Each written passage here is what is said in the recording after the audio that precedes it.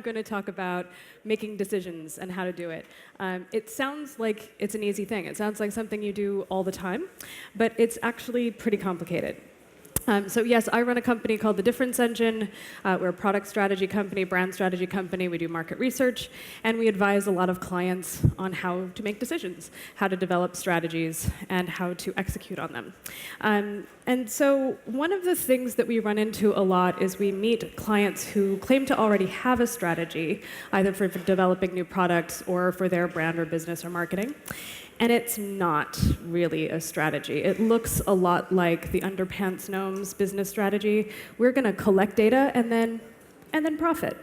We're going to write articles and then profit. We're going to build a whatever and then profit. But they don't really know how they're going to connect the thing that they're making or the thing that they're collecting to the profit center, the revenue stream.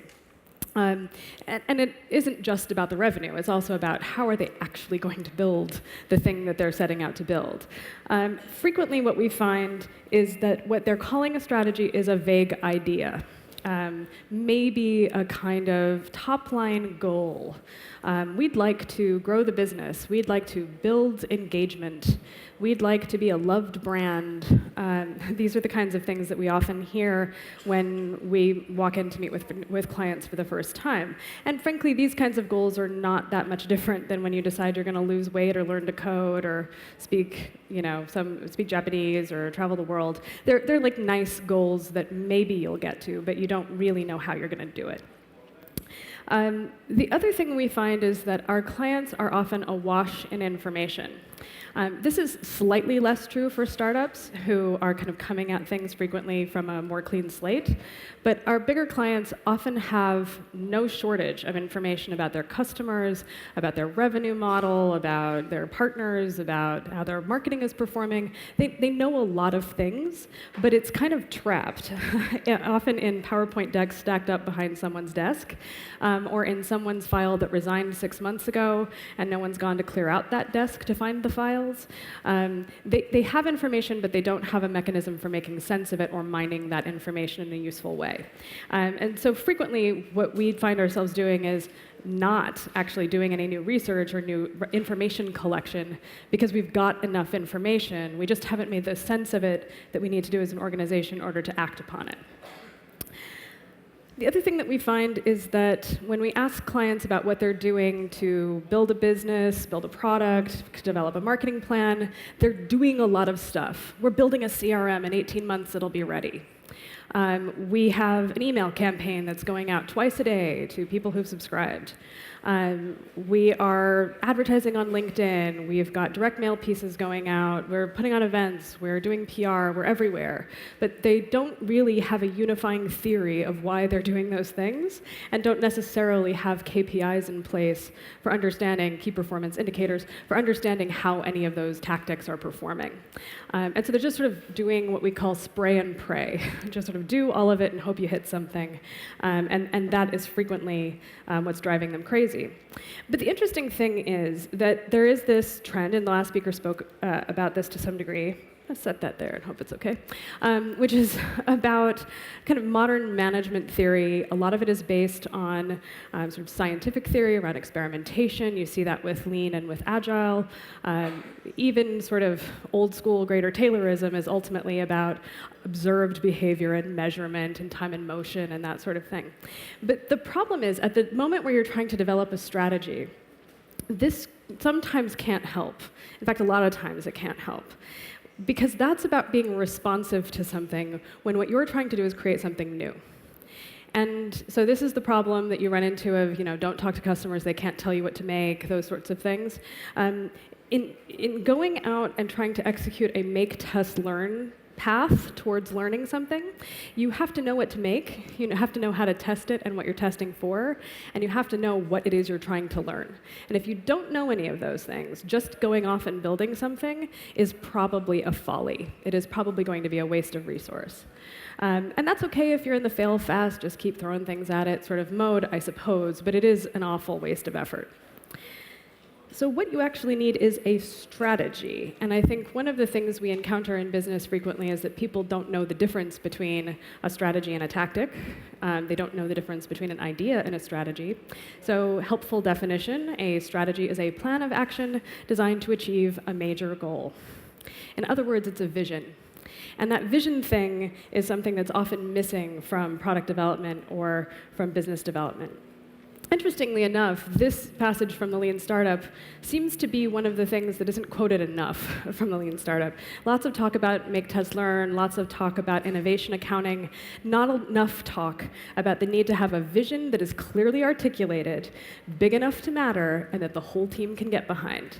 And then you take that vision and see which elements of it, when you encounter reality, still hold true, and which things have to be adapted or changed.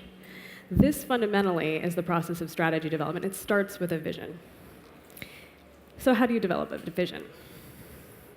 The first thing I would say is you don't ask your customers. We're going to get it from the horse's mouth. They're just going to tell us what they need to know. That's not only not going to happen, it's not fair. It's not their job. It's not their job to tell you why you're in business and what it is that you are setting out to do. The second thing is, don't ask your data. Not only is it locked up in those PowerPoint decks, stuffed into someone's drawer and in the office, there is a belief, especially in big business, that we have all of this data, we need to collect more data, and the data will tell us what to do. Except that that's not how data works. You have to interpret it.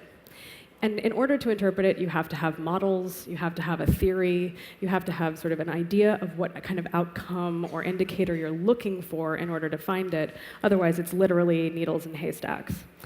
You're really never going to peer into your MySQL database and see Neo staring back at you. And if he is, he's not talking. So the first part of it is thinking about what your desired outcome would be. If on the other side of whatever effort it is we're going to do, the universe looks like this. We're working with a minor league sports team. If at the end of the next season we have 300 season ticket subscribers and we have upgraded another 100 ticket buyers, that is success for us for next year. That is an intended desired outcome. And we can start designing a program that gets you to that. But that becomes a very concrete thing. We want to have literally grown the number of people who are coming into our business. And we're going to do it in a particular kind of way. So once you've identified your desired outcome, what does the future look like? Now you can look at your data. Now you can talk to your customers. But in doing this, what you are looking for are the gaps. You're actually looking for not validation of the vision, not something that's like, aha, you were right all along, but rather, what questions aren't answered in the data? What do I still not know because I'm looking at this? When you talk to customers, you're looking for kind of extreme emotional responses. There is such a thing as damning with faint praise in talking to customers, where my favorite from when we used to test advertising was, I like it, it's short and to the point. And that would be the feedback about an ad. That's generally a pretty good indicator that they don't care and they kind of tuned it out, but they needed to say something. That is the damning with faint praise thing. And it happens a lot in user testing on product concepts as well. Yeah, I like it, it's cute. Or I can see how someone else would find that useful. These things sound nice, sound positive, but don't help you make any decisions. What you're looking for is the, oh, wow, or oh, God, no, or the, I don't even want to touch this thing. Those kinds of responses are actually far more instructive. You're looking for things that cause them discomfort, that cause them outright pain, that cause them to be frustrated, that cause them to lie to you, because these are the places where something interesting is happening and where there's a real opportunity for disruption. So what I've essentially just described to you is Rumsfeldian. You are figuring out the things that you know, and the things that you don't know. And once you've done that, you should really stop for a minute and pause and reflect. Because if you just sort of say the unknown unknowns will take care of themselves, then, well, if we follow his example, you kind of know how that turns out. It doesn't take care of itself. In fact, what you have to do now is start to try to imagine the unknowns. And that's just through an exercise of what if. What if you could solve that problem that's causing them a lot of pain? What if you could eradicate the need altogether? I work with a client right now who is convinced that we can get back old viewers of their television program because they're clearly not getting this need met elsewhere, except that what we're really finding is that need evaporated with the internet. They don't need to turn up on a Sunday morning to watch that show anymore. They can get that information someplace else. What if you could automate the process? What if you could improve outcomes for customers? What if you could completely change the behavior in this category? These are the sorts of moments that start to open up what those unknown unknowns might be and give you an idea about where to look. This is also about accountability, however. You have to actually state your hypothesis. You can't just sort of, it's in my mind, it's in the back of my mind, I'll know it when I see it, but I'm not going to tell anybody how I'll know. You need to actually write down, share with others, talk about with your team how you think you will most likely achieve your desired outcome, knowing what you currently know. And the reason for this is that you can kind of forget the way that you thought this was going to happen and subtly adapt as conditions change. You can decide to save face and say, oh, yeah, I knew that wasn't going to work that way. Or I thought that was good. I knew that's how that was going to go. We encountered this for the first time, actually, years ago, working in Japan, doing qualitative market research. And in the business culture, things are both hierarchical and also localized. And so even though I was the one hiring the moderator to do interviews in Japanese, my client was seen as the most senior in the room, and so she would be accountable to him. The two of them would always manage to beat me to the facility where we were going to do interviews and would talk together about what the objectives of the day were, and then would not share that with me, because I was the outsider. The interesting thing was, it didn't matter what anyone ever said about anything we showed. That was exactly what we all thought was going to happen, and it's why we shouldn't run the campaign. Didn't matter. That's exactly what was going to happen, and it's why we shouldn't run it. What I started doing at the outset was just getting there as early as I can and asking people to say, so what do you think is going to happen today? And sometimes I would be the first one to say, actually, I think this campaign's a bit shit.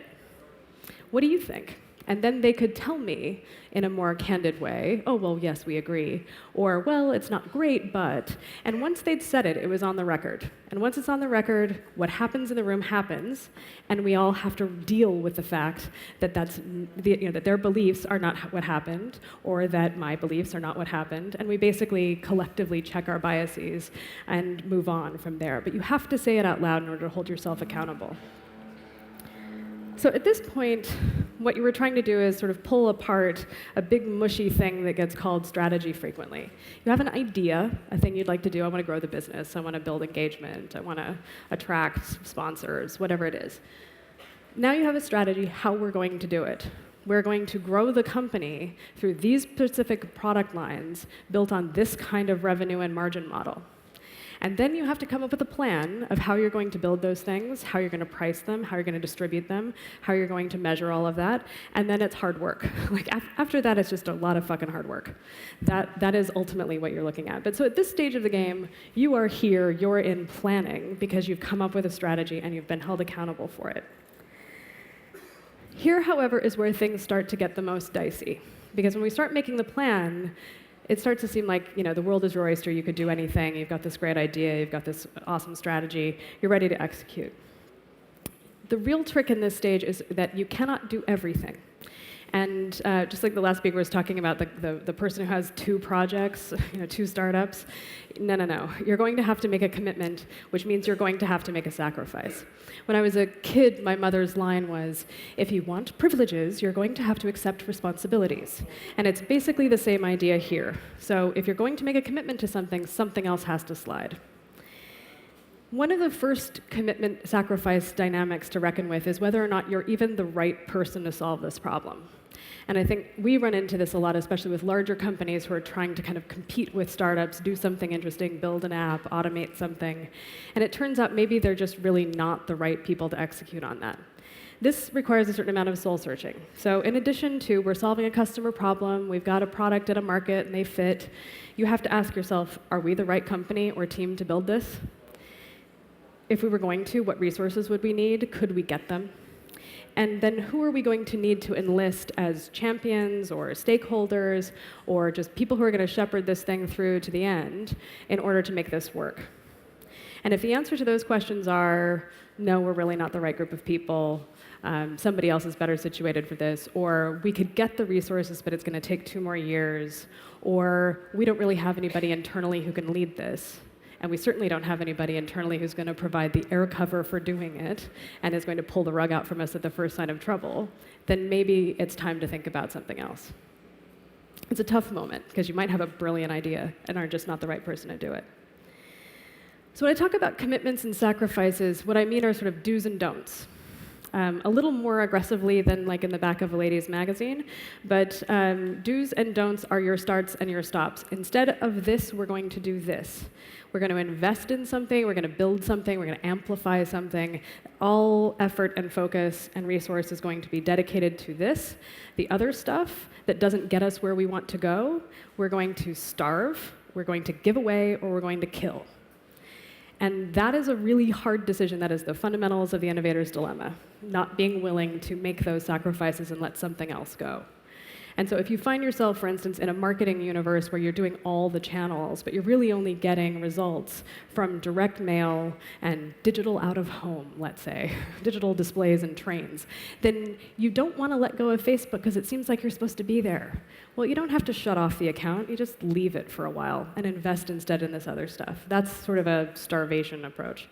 Other things you genuinely have to shut down. But even this is a trap. And the reason it's a trap is that it seems really easy to make those kinds of trade-offs. I know that if I'm going to do this, then I fundamentally can't do that anymore. That's obvious. Let's get on with it. The problem is that we all have some interesting things that we default to when we think we're being strategic, but we're really not. And A.G. Lafley, who used to run Procter & Gamble, wrote a book called Playing to Win. He outlined these 6 strategic pitfalls. They are very common. I meet them constantly. The do-it-all strategy, everything is a priority. Recently, I had a client come to us and ask if we could do some testing on a new product they were developing. We said, well, for your budget, we can do this part of the product, but we can't do these other things. They also don't seem to be as important to the fundamental question of whether to launch or not. Those things seem like long-tail problems. And they said, oh, no, they're all really important. I said, well, why don't you come back and tell me what the most important thing about this product is going to be for you? She emailed me back 10 seconds later and said, well, all these 3 things are the most important thing. Not really how it works. So instead, you have to kind of focus on one thing. Strategy is about making choices. The other is the Don Quixote strategy. We're going to take on Apple. We're going to take on American Express. We're going to take on, the United States government. Good luck. These are walled cities. These are the strongest competitors. Taking them on head-to-head first when you have very little resource is just a really good way to die. And then you have a kind of similar problem, which is the Waterloo strategy, trying to fight on multiple fronts at the same time. Everybody has they have resources that are all about equal size, and you have resources that are equal size to only one of them. Guess who's going to lose? If it's them against you, it's you. There's also a frequent problem in identifying customers and identifying those customers for the purposes of investing resources wisely. We say all of the universe is our possible customer. So who buys your software? Well, people 18 to 54. Excellent. That's a pretty common one. There's also the program of the month. This is what everybody else in the category does. It's that time of year, so we better do it too. And then finally, the most common one, we'll just kind of keep it at high-level aspirations. We're going to build engagement. We're going to grow the brand, whatever. And then we don't ever actually execute on any of that because that would be scary. So you have to avoid these pitfalls.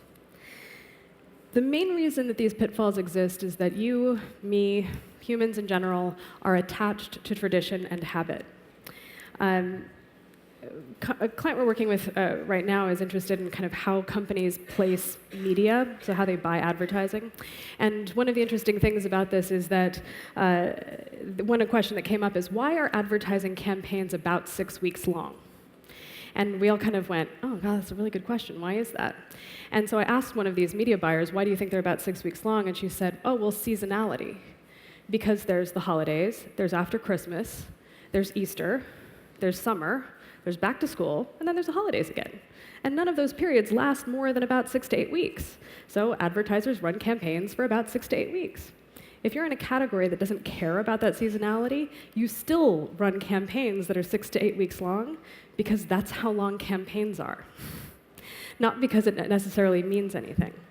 And so one of the things we have to do is somehow learn to let go of these attachments to tradition and habit. And if I could recommend one book that will teach you how to do great user research, it would be Zen Mind, Beginner's Mind, because it does a lot about how to actually be present and listen to what people are saying and not judge them at the same time. But to not be attached to something, if you're looking for a definition of that, is to be aware of its absolute value. Not its future possible value or the way you felt about it yesterday or how someone else might feel about it, but right here in this moment, how useful is it? How costly is it? How beneficial could it possibly be? The other thing that we have as a problem is that we are biased. People are frequently very concerned about that when I give talks about doing research. It is the primary question, what do you do about bias? The answer is nothing. What we do is we acknowledge that there is no such thing as an unbiased system, and there is no such thing as an unbiased person. The only thing we can actually do about it is acknowledge that it exists and try to be as honest about it as we can, and then just understand that my bias may be likely to check yours and vice versa. But one of the things that we encounter is the belief that my bias is somehow less biased than other people's. And so one of my favorite examples of this was at Cannes Advertising Festival a couple of summers ago when Sean Combs, I don't know what he's going by these days, Puff Daddy, P. Diddy, et cetera, was talking about his own business and how he runs it. Well, he keeps a lot of kids around. He's got his wife and his kids, and they talk about stuff, and he listens in on their conversations, and it's like having his own research team right there in his house. That's all he needs to know. Except that that group of kids are also biased. They are not necessarily representative of the people who are going to watch his shows or listen to his music. So one of the problems, of course, in doing this is bias. But some biases are worse than others. Listening to his teenagers is probably not the worst bias that he could possibly employ. Bad biases become harmful beliefs. And harmful beliefs are the things that they become stories you tell yourself that actually make it harder for you to get what you want. An example from, say, your personal life is when you think about certain kinds of relationships you have, and you think, well, this is what always happens. I think about my dad's advice, which was, well, baby, that was then and this is now. But then again, we have these stories about patterns, and we think that that's how life works. And so instead of saying, what happened before was this, and I don't know what's going to happen next, we say, well, this is how it happens. Those are harmful beliefs, and we encounter them in startups and in big businesses alike. One of the first harmful beliefs that we'll hear from clients frequently is, we have no real competition. Actually, there's nobody else that does what we do. There is only one basketball development league in this county, and so therefore we have no competition. Never mind that there are colleges with basketball teams, high schools with basketball teams, youth leagues, adult leagues, a city not far away that has 2 NBA teams. It doesn't matter about all of that stuff. There's no other thing exactly like us, and so we are on our own. Therefore, we don't have to worry about everybody else. Except that frequently what you're competing with is kind of the rest of the known universe. And we'll come back to that in a second, because a related idea is the idea that product market fit, once established, is stable. And I'm actually going to let Scott Galloway from NYU Stern talk for about 14 seconds about this. First year, Apple's going to be the biggest watch company in the world. Who does this hurt? It hurts everybody. Not just watch companies, but all aspirational price point brands. Teen retailers have been getting killed. They're staring at their navel. Is it a product? Is it a brand problem? It's an Apple problem. So he talks really fast, like 90 slides in 9 minutes. But what he's saying there is that there are a whole lot of brands right now who think that their problem is some other luxury retailer, some other fashion brand. But actually, it's Apple. There are plenty of companies out there who think that their real competition is their next most direct competitor, but it's actually Starbucks, or it's actually Netflix. And this is one of the things that, once we find a product and a market, and they both kind of like each other a lot, we think that those things are just true forever. I work with a couple of TV broadcasters, and they are struggling with the 6 o'clock news and Sunday morning political talk shows. Where did everybody go? How do we get them back? A few years ago, we worked with soap operas. Same problem. Where did everybody go? How do we get them back? The answer is you don't. You have to actually adapt to a whole new pattern of behavior around the way women live in homes and work in homes and work out of homes, and about how people watch TV now, which is not in real time. So this is a thing that people use to comfort themselves and then find out 10 years later that they're out of business. Another one is the idea that, well, we're young and we're scrappy, but we're going to steal share from the more established companies. But there is a real sort of problem here. It's called double jeopardy, which is that there are sort of the bigger the brand, the higher your market share, the more likely people are loyal to you. So the bigger your brand, the higher the propensity to repurchase. And the opposite is also true. So the smaller your market share, the less likely it is that people are going to buy you again. You are a dabbling brand. There are exceptions, which are niche brands, which Apple was for a long time. But in general, the more products you sell, the more products you sell. The fewer products you sell, the fewer products you sell. It is a marketing law, and unfortunately, it is it kills a lot of brands over time. The other one is the idea of uniqueness, that we need to be differentiated, we need to stand out, we need to be different. Those things are true to an extent. But what I would say is that actually distinctiveness outweighs uniqueness. And XKCD illustrates this. The things that stand out are the white, plain packaging. The other part of this, however, is that distinctiveness can be really hard to do in a cluttered space. And sometimes what distinctiveness does is actually make things slightly more confusing. We'll come back to that idea in a little bit.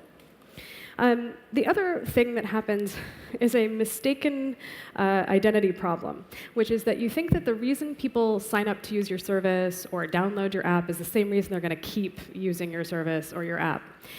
Frequently, this is not true.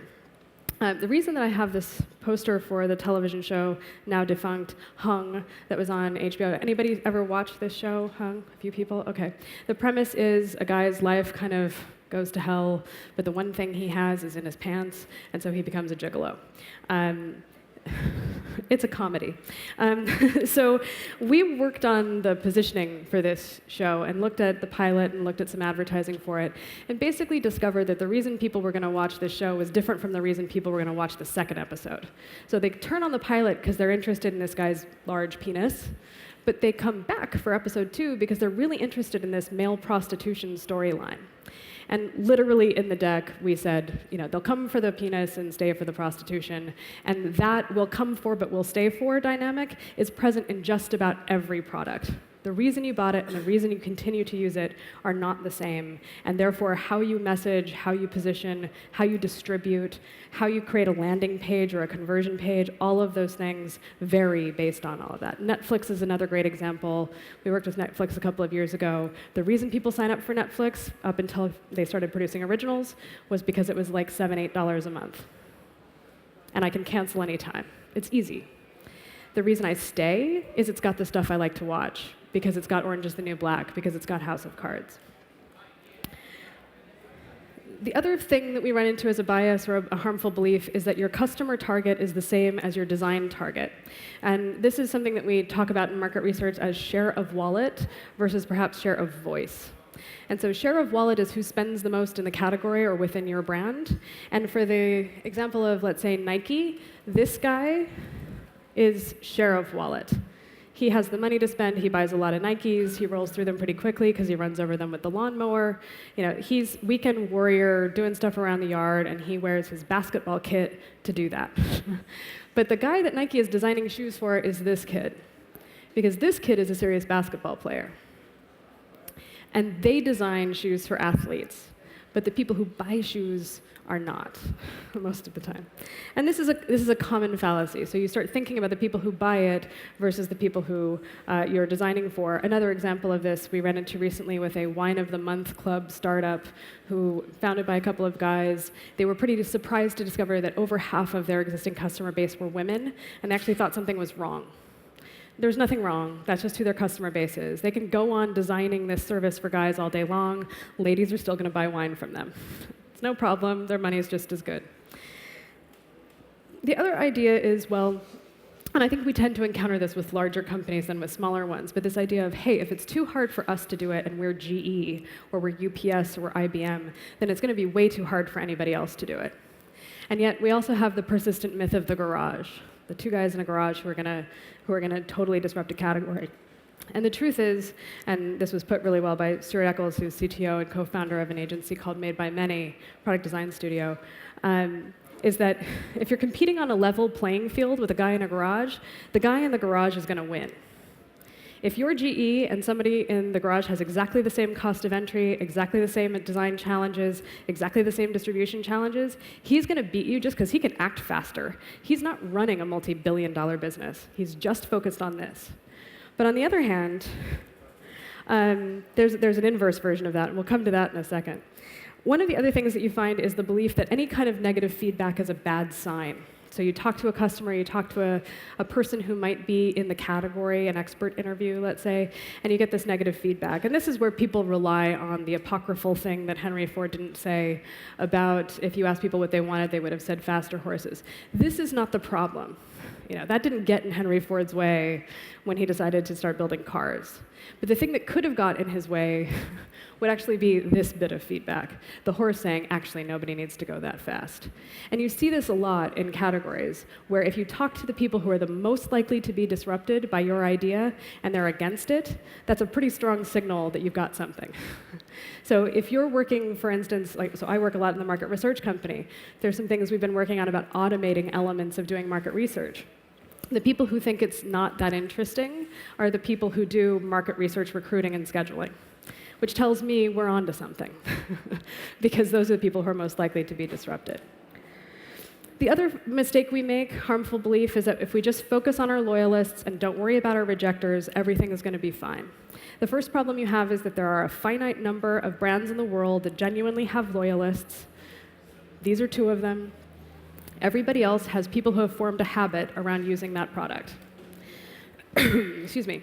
The other thing that you have is that loyalists sometimes buy the other guy's products, and rejectors buy you every few years. So it's a question of, on a long enough timeline, they will eventually use your thing, but not often enough to register as a regular user. And so you're leaving a lot of money on the table in the long tail, and you're investing a lot of money you don't have to invest in your loyalists who are going to buy you anyway. And in the middle, there's all this growth opportunity that you're leaving completely untapped. An interesting example of this, though, is kind of like the wine example. Yorkie Bar, which is a chocolate bar in the UK, I don't know if they sell it here or not, decided that it was going to be the chocolate for men, that all other chocolate was not serious, fancy lady chocolate, but this Yorkie chocolate was not for girls. And it was fairly controversial. They continued to do this kind of advertising about not available in pink and whatever. And of course, the truth is that about 50% of their customers are still women. But they don't worry about that so much. They know that that's going to happen. They kind of keep lobbing, water balloons over the fence at the girls who go, whatever, I still like chocolate, and buy it. And in the meantime, continue to attract men who might not otherwise be buying the product. So they're actually managing that middle ground pretty well.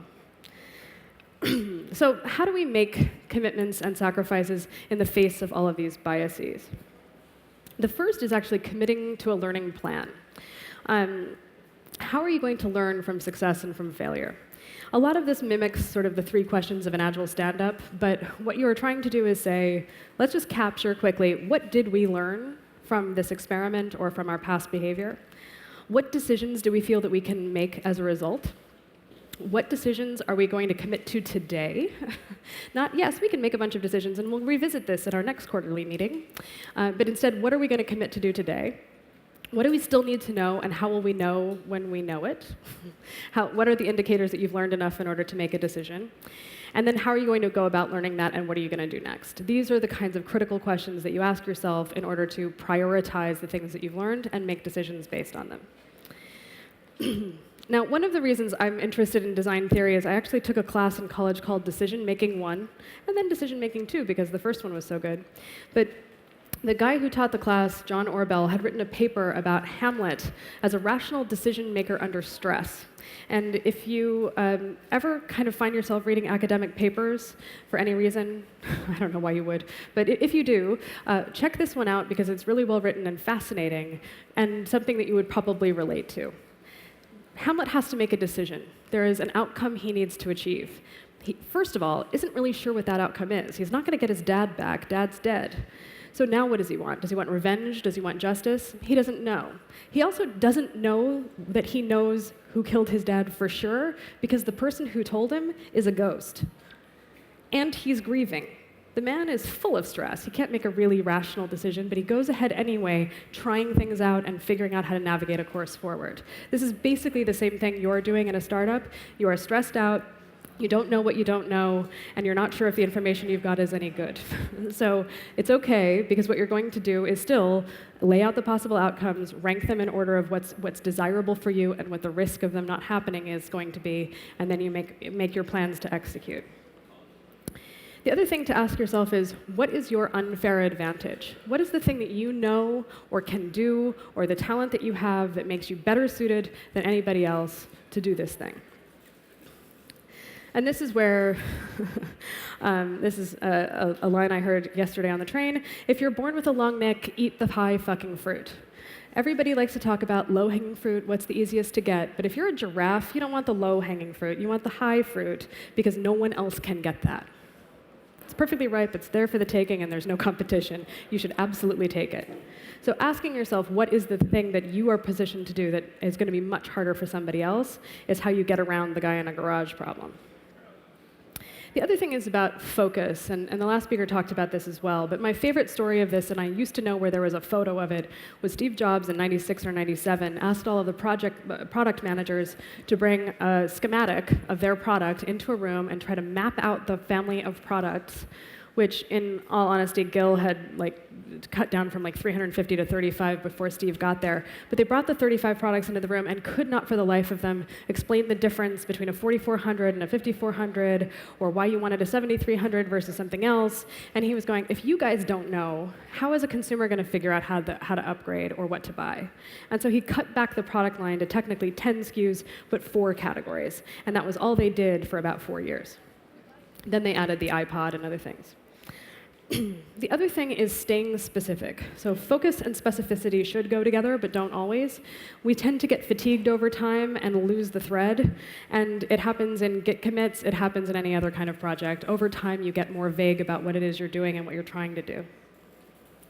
And then one of the other key pieces of this is to vote with your values. When a decision is presented to you, when 2 options are available or multiple options are available, the lens you use is what matters to you. It is the why. Why are you in this business in the first place? What is your theory of the case? What do you think would make a better outcome for customers or the business or the world if it were true?